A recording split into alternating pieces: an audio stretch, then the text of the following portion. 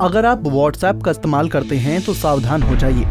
ये खबर आपके कान खड़े कर देगी, क्योंकि पुलिस ने ऐसे गिरोह का भांडाफोड़ किया जो व्हाट्सएप के जरिए कॉलेज में पढ़ने वाली लड़कियों और दूसरी महिलाओं को ब्लैकमेल कर लाखों रुपए ऐंठ चुके हैं। इनका लूट करने का तरीका बिल्कुल अलग था। पहले इनमें से एक आरोपी कॉलेज के लड़के लड़कियों से दोस्ती करता था और फिर किसी तरह से लड़कियों का नंबर लेकर उनकी निजी जानकारी को सार्वजनिक कर ब्लैकमेल करता और ऐसा ना करने के लिए उनसे पैसों की डिमांड करता था। दूसरा आरोपी एयरटेल का सर्विस प्रोवाइडर है, जो इस काम के लिए फर्जी सिम लाता था और खुद युवती अपने पेटीएम वॉलेट में पैसे ट्रांसफर करवाती थी। मनीष है, पूजा है, एक सत्तार खान है, ये तीनों पलवल के रहने वाले हैं और ये लड़कियों के व्हाट्सएप को हैक करके उनसे डाटा अपने फ़ोन के ऊपर ले लेते थे और उसके बाद में लड़कियों को ब्लैकमेल करते थे। किस तरह डाटा लेते थे और क्या ये ब्लैकमेल करते थे? क्या क्या काम था इन तीनों का और भी क्या लोग इसमें शामिल हैं? देखिए, इसमें मनीष जो है वो मेन एक्यूज्ड है। ये कॉलेज वाले बच्चों से दोस्ती करके और कैसे भी एक दो नंबर लड़कियों के उनसे अपने तक अवेलेबल करवा लेता था। तो जैसे इसको लड़की एक नंबर अवेलेबल हो जाते थे, उसके बाद में ये उस लड़की का व्हाट्सएप को हैक करता था कॉल करके, और जो इसकी जो फ्रेंड है पूजा, उसके अकाउंट के अंदर जो लड़कियों को ब्लैकमेल करके जो पैसे लेते थे, तो उसके अकाउंट में या उसके पेटीएम वैलेट के अंदर ये पैसे ट्रांसफ़र करवाते थे। कितने अब तक ये हैक कर चुके हैं और कितने क्या पढ़ने वाले बच्चों के साथ ही करते थे? इसमें मेन जो टारगेट ग्रुप होता था वो उनका यही होते थे कि कॉलेज गोइंग गर्ल्स होते थे।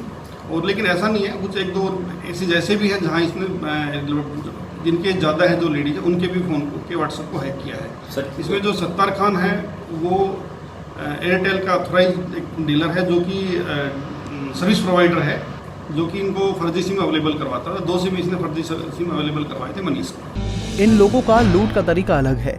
पहले ये लोग लड़कियों को कॉल करते और फिर उन्हें कॉन्फ्रेंस कॉल ज्वाइन करने को कहते हैं, जिससे कॉल ज्वाइन करते ही उनके पास सारी डिटेल पहुंच जाती थी, जिसके बाद उसी डिटेल को हथियार बनाकर पैसे की डिमांड करते।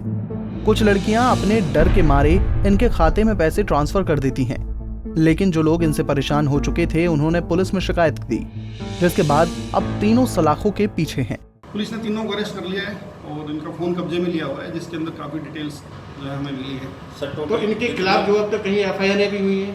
इनके खिलाफ फरीदाबाद के अलावा दिल्ली में, गुड़गांव में और पलवल के अंदर भी मुकदमे दर्ज हैं। ये अभी यही 3 लोग हैं कि और भी हो सकते हैं, क्योंकि ये काफ़ी शातिर टाइप का नहीं, अभी हमारी इन्वेस्टिगेशन के अंदर 3 लोगों की इन्वॉल्वमेंट सामने है। तो सर टोटल कितने जो लोग हैं ठगी का शिकार हुए हैं?